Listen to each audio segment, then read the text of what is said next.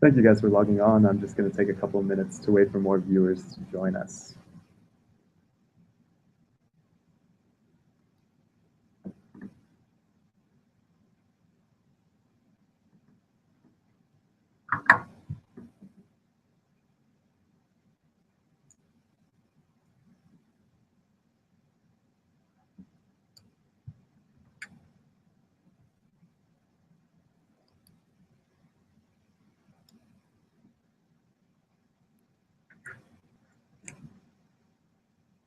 All right, again, welcome to CRCC Asia's webinar series. I'm just going to wait for a few more viewers to join us before I start and go into our presentation for today. Again, today is about Hong Kong and an introduction to our internship programs in Hong Kong. Before we start, I'd like to introduce myself. My name is Matt Rowett. I have been working at CRCC Asia in the San Francisco office on their marketing team. And I've traveled extensively in Asia, as well as been through Hong Kong multiple times. Again, I'm just going to wait for a few more minutes so we can get some more viewers online.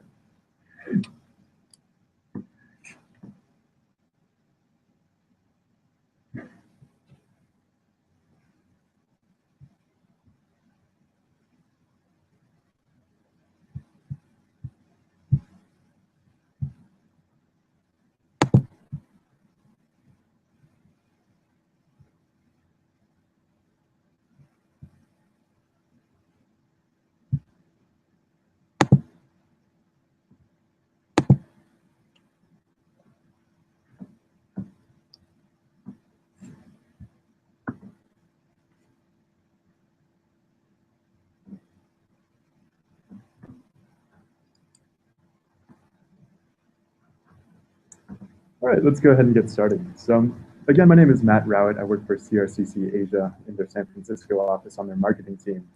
And I just wanted to welcome you all to CRCC Asia's webinar series. We have a webinar pretty much every month describing different aspects of our China internship programs.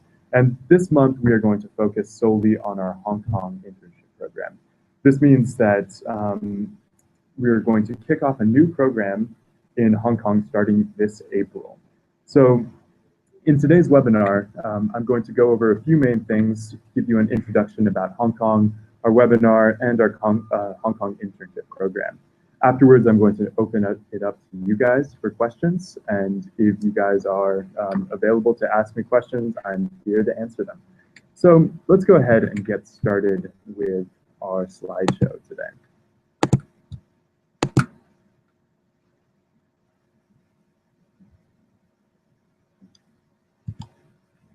So in today's webinar, we're going to just share an overview of what Hong Kong has to offer. I've traveled extensively around Asia, and Hong Kong has always been my point of entry. I lived in China for 2 years, most recently, and I always flew in through Hong Kong. So I'm pretty familiar with the city and its inner workings. At the end, I think you guys are going to ask me questions, and that's what you guys are really here for.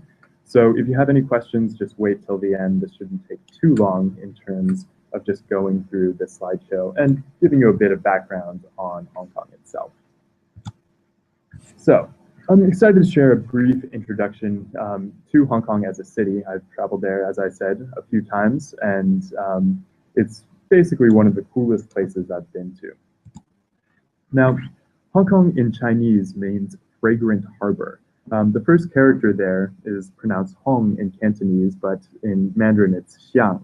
And what this means is Xianggang in the Mandarin means that it is both a deep water harbor, and also Xiang means very fragrant, right? So fragrance basically comes from the agarwood trade, which was used to make incense for centuries, basically. Hong Kong, before being the big financial center that it was today, was just a small trading port used by the Chinese to ship incense all throughout the world.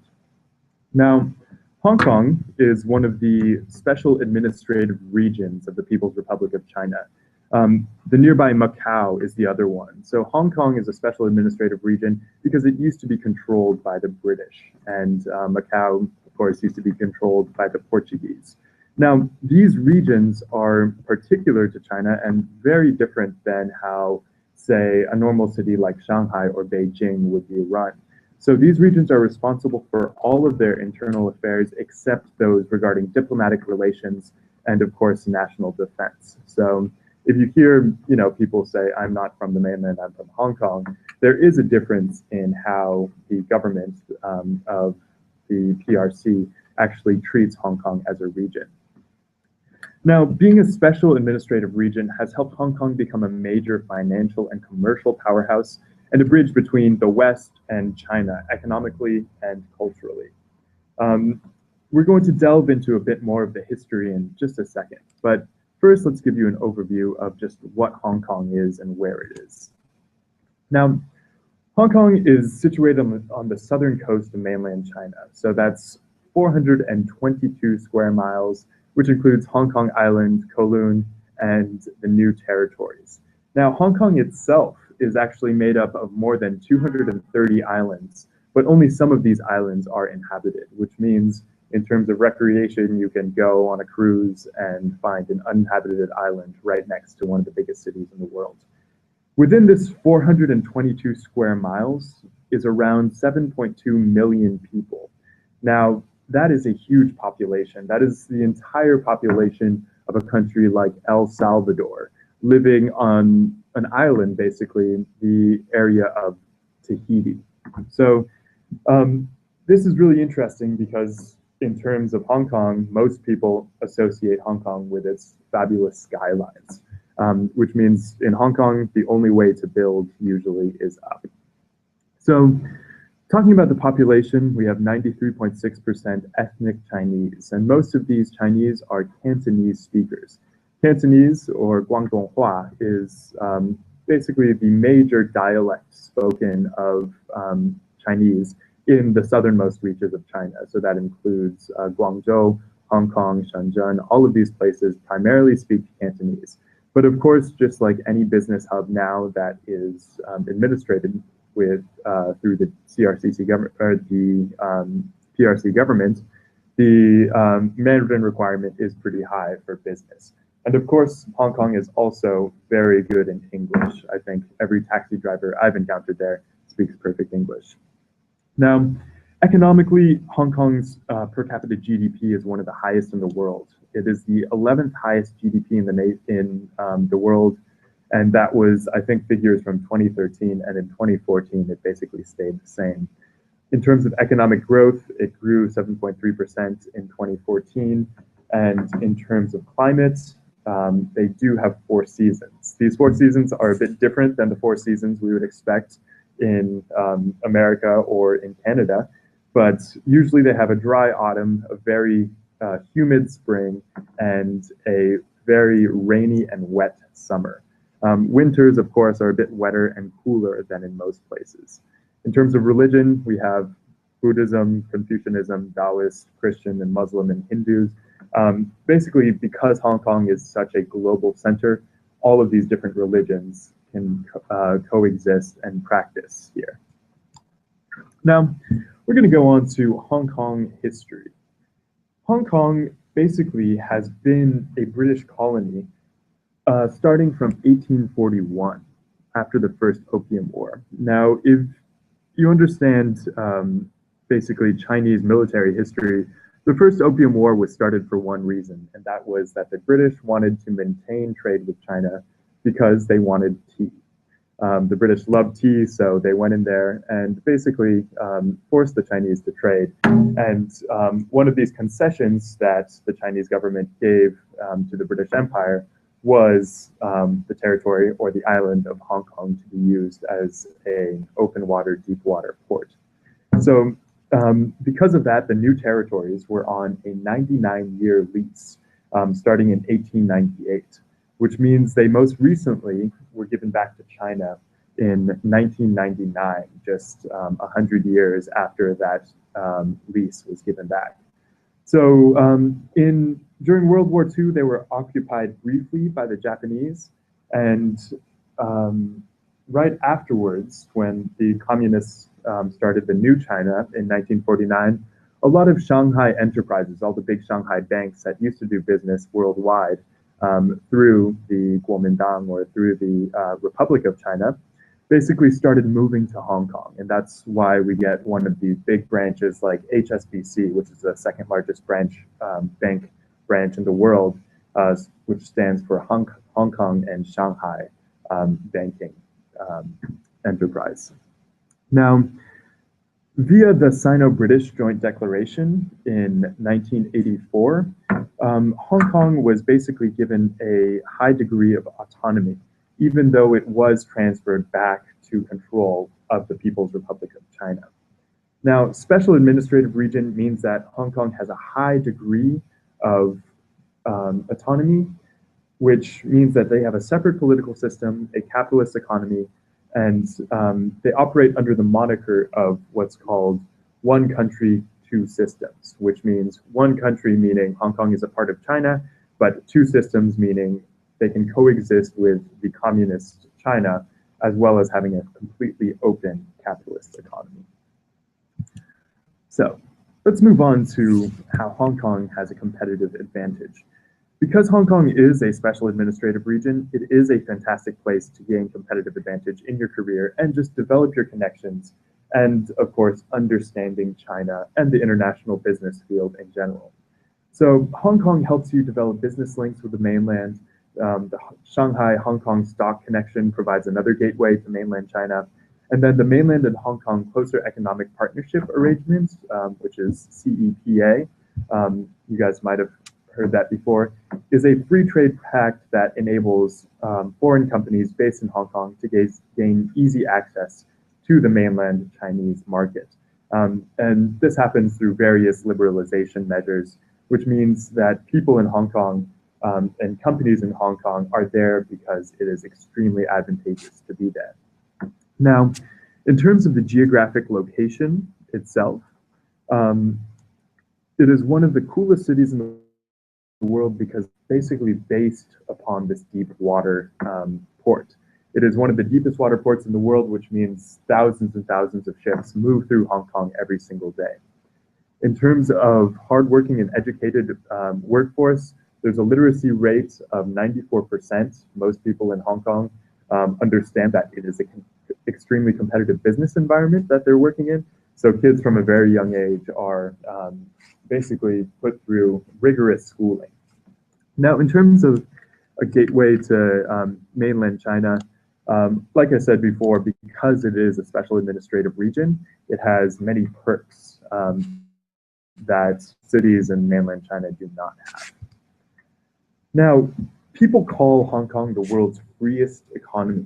It has been ranked first in terms of economic freedom for 20 years, according to the Heritage Foundation. So part of their economic success is that there's no VAT, no sales tax, or capital gains tax, making doing business in Hong Kong very appealing for many corporations.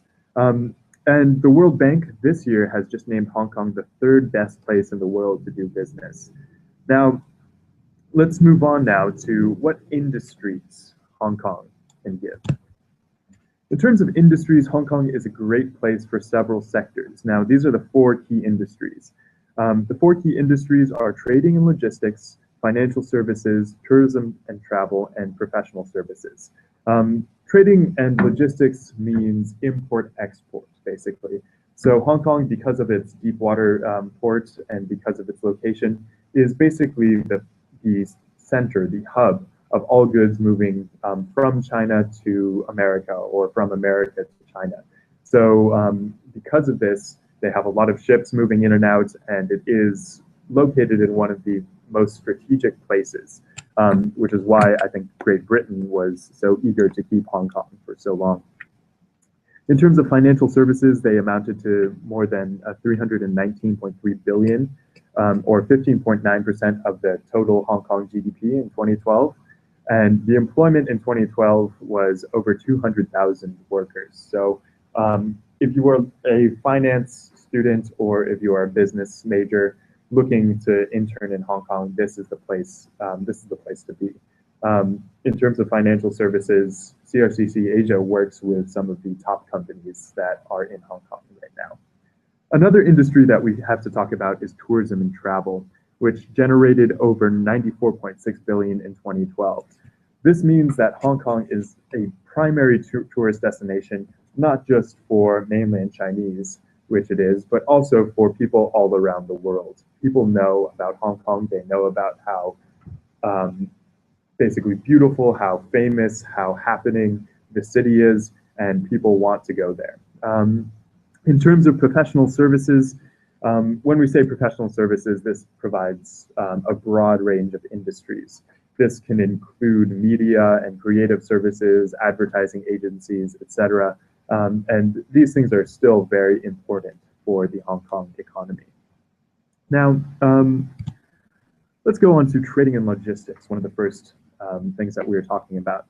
So Hong Kong is a natural logistics hub due to its ideal location. It has excellent logistics facilities with a sophisticated commercial infrastructure. And mainland China and Hong Kong became closer following this CEPA Act that I was talking about. Now that means that Hong Kong can become a gateway for goods moving into the mainland China, as well as goods moving out of mainland China. It follows the special economic policies of free enterprise and free trade. And Hong Kong is a member now of the WTO using the name Hong Kong China. So it is separate from China as a whole, but it still operates as its own entity within the World Trade Organization. Now, in terms of the finance sector, Hong Kong has been named the world's top financial center for the second year running. And basically, you can see why. Hong Kong is basically the freest place to do business, and it has the largest community of banks in Asia with over 159 licensed banks, 20 restricted licensed banks, and 23 deposit-taking companies in Hong Kong. If you're not a finance or business student, this probably doesn't mean much to you, but if you compare this with America or basically any other city, Hong Kong takes the cake. So everything financial in Hong Kong is extremely successful, even though it is tacked on to a communist economy with the PRC. Now, Hong Kong's stock market is also the 6th largest in the world and is the 2nd largest in Asia in terms of market capitalization. Now, the 1st largest in Asia is, of course, Shanghai, but Hong Kong is, of course, still an industry leader. It's also one of the most open insurance centers in the world. There are a lot of insurance companies based in Hong Kong, and some of these insurance companies, CRCC Asia actually does work with. In terms of tourism and travel, Hong Kong has over 236 hotels with over 70,000 rooms. Now, in terms of the things to do in Hong Kong, the list is endless. Every year there's international conventions, which exhibits basically all of the tourist industries and the things that Hong Kong has to offer. Now, that includes Disneyland, which is basically a few minutes from the city itself. There's a Hong Kong wetland park. There's an ocean park, all developed by the government. But one thing that struck me about staying in Hong Kong when I was there was that Hong Kong, even though it is a very giant city, there is a lot of open public space. One of the things that I like to do was right in the financial center in Hong Kong, there is a aviary that has been free for the entire time that Hong Kong has been a city. And this is basically 3 acres of open land that has rare and exotic birds flying around. So accessing Hong Kong now Hong Kong is basically one of the main tourist hubs to fly into. So nationals from 170 countries can visit Hong Kong visa-free from periods ranging from 7 to 180 days. Now, if you are on a working visa, it's going to be a bit different, but I'm going to hold off and talk about that in a bit. In terms of professional services, Hong Kong's service orientation is basically the most developed in East Asia. Now, in 2012, the sector generated 93% of Hong Kong's GDP. Professional services, again, stands for a lot of different things, but mostly we can talk about advertising, we can talk about trade, we can talk about all of these things that make Hong Kong a destination for not just business people who want to do work in Hong Kong, but large multinational corporations who want to open offices there. Now, the government's perspective is appropriately proactive economic strategy with a view to creating a business-friendly environment. Now, hopefully I gave you a brief introduction just to Hong Kong economically, culturally, and professionally. Of course, if you have any more questions, feel free to ask them in just a bit. But this helps you see some of the opportunities that you could have through our internship program coming up next. So what does a China Internship Program in Hong Kong entail? So our first program start date will be actually on April 2nd, and each month after that, we will have a program starting. Now, our main sectors, of course, are going to be in finance and accounting, marketing, PR, and advertising, which is the professional services that we were talking about, general business, NGOs and charities, legal, and media and creative industries. Just like all of our other programs in Shanghai, Beijing, and Shenzhen, we do offer the China Internship Program, the China Internship Plus Travel Program with our partner, the Dragon Trip, which allows you to travel from Hong Kong to other cities in China and backpack around China with our program partner, and then you will fly again out of Hong Kong. And then the China Business and Finance course, and of course, that same course plus our China Internship Program. Now, CRCC Asia partners with companies in over 14 different sectors. And for more information, just visit our website if you want to learn more about that. Now, on our China Internship Program, here's what's included. Our Hong Kong office just opened, so this is going to be new for us, but most everything here that you see here, actually all of everything you see here is going to be included in our program. So you're going to be guaranteed an internship in the sector of your choice. So if you're a finance major looking to work in investment banking, we would set you up with a company there that does that. In that company, you will basically be working under an English-speaking supervisor. We're also going to provide you with a business visa, processing and support. So when you're in Hong Kong, of course, this is going to vary from US and Canada, but when you're in Hong Kong, we will handle all that visa processing for you. And it's very easy on our end and on your end to get done. So we also provide pre-departure assistance, airport pickup upon arrival, international hotel accommodation, which means the hotels or the accommodations you'll be staying in are extremely nice. You will be staying in your own private room, most often with another CRCC Asia intern sharing an apartment. So that means you'll be sharing a bathroom as well as a kitchen with another CRCC Asia intern. You'll also have the induction course in cultural training, a formal welcome banquet. When you arrive on the ground, we'll send you a welcome pack, a SIM card, and the city guide just to show you what is available around Hong Kong. We'll also provide weekly Mandarin lessons. Now, Hong Kong primarily speaks Cantonese, but in terms of business, Mandarin is definitely the way to go in today's day and age. That is because even the connections you're going to make in Hong Kong, if you speak a bit of Mandarin, that will help you speak to regional offices in Shanghai or Beijing or Shenzhen, even if your supervisor speaks English perfectly, but also Cantonese. So we, of course, also provide 24-hour support and guidance, social and cultural events, a China business seminar that will allow you to network with basically everyone in your field that you want to meet, that you need to know. We also have community outreach programs that allow you to volunteer in some manner. Of course, networking opportunities and a goodbye or farewell event. After you graduate from the CRCC Asia program, you will have access to our alumni network, which has over 5,000 members. And I know that all of the CRCC Asia alums will be able to help you out in finding work if you're trying to come back to America or Canada to work. And of course, we'll give you a CRCC Asia program participant certificate. Now,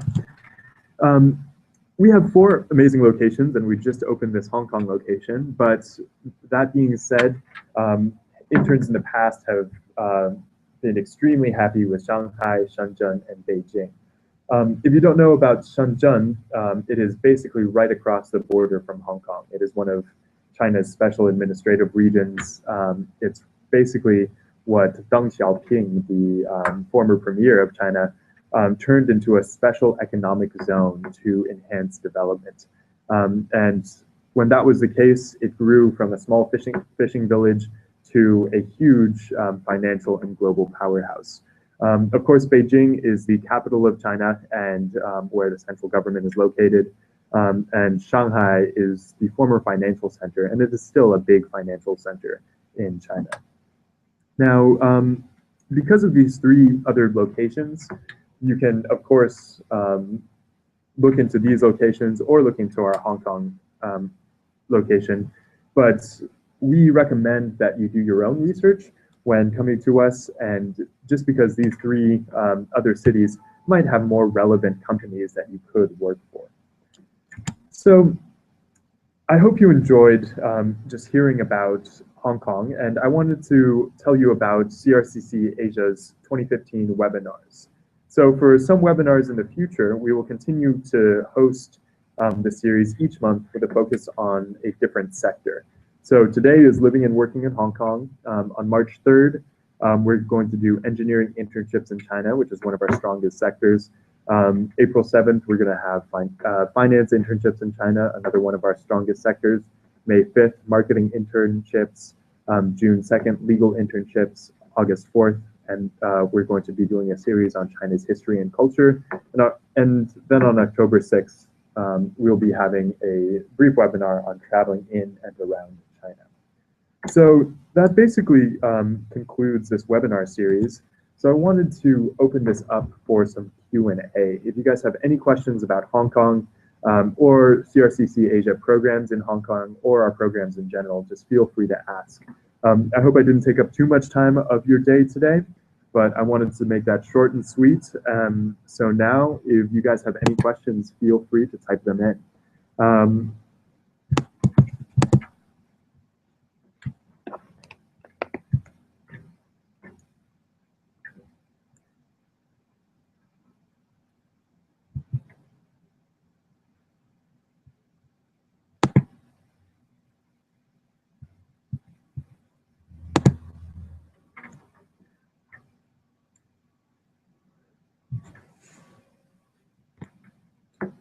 All right, so I'm here live, just waiting for you guys' questions. But let me just say that from my experience being in Hong Kong and traveling around Hong Kong, it is one of the coolest places. If I were to get the opportunity to live there again, I would definitely take it, just because it is one of the coolest places to live.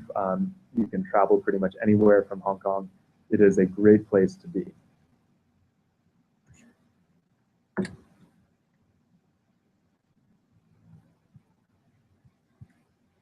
So I'm just waiting for your questions. If you have anything regarding finance, visa processing, etc., just please feel free to let me know.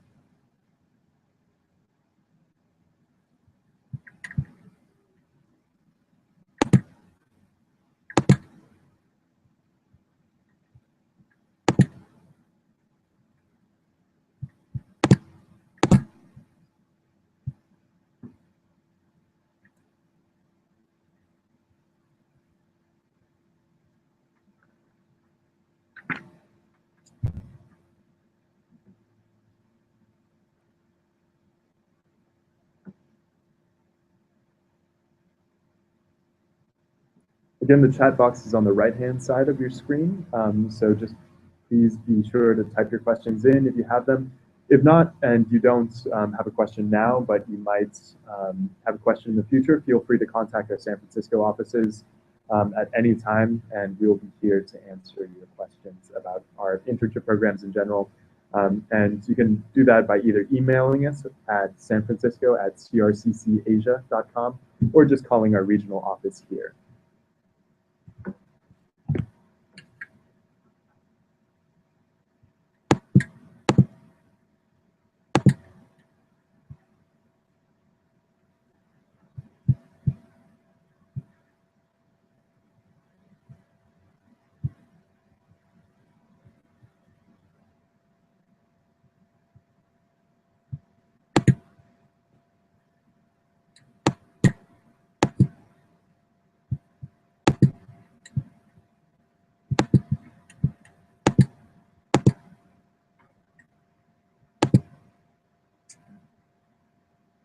All right, because I'm not seeing many questions here, I want to thank you again for joining us today. If you're looking to do an international internship, please consider doing Hong Kong, just because it's such a great city to live in. I mean, in terms of the food. Here's a question coming in. How do we apply for the Hong Kong internship? So all you would have to do is go to our website at www.crccasia.com, and on that section, you're just going to look at the link and click apply. So you would look at our Hong Kong internship first and just apply specifically to our Hong Kong program. We will be closing applications because it is a very competitive program, but for now, basically anyone who wants to apply to the Hong Kong program, based on your academic standing, will probably be accepted.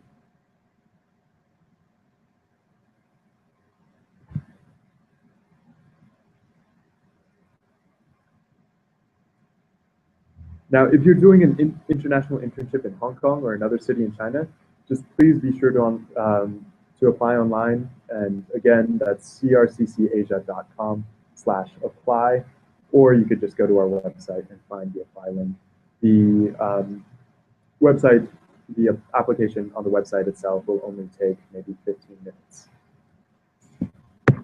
So, have any other questions that I can help you guys answer?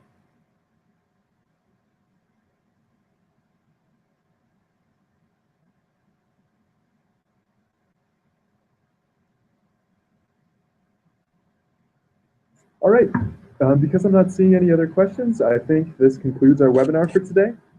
I want to thank you all for joining us, and I hope to see you guys apply to our CRCC Asia programs in the future.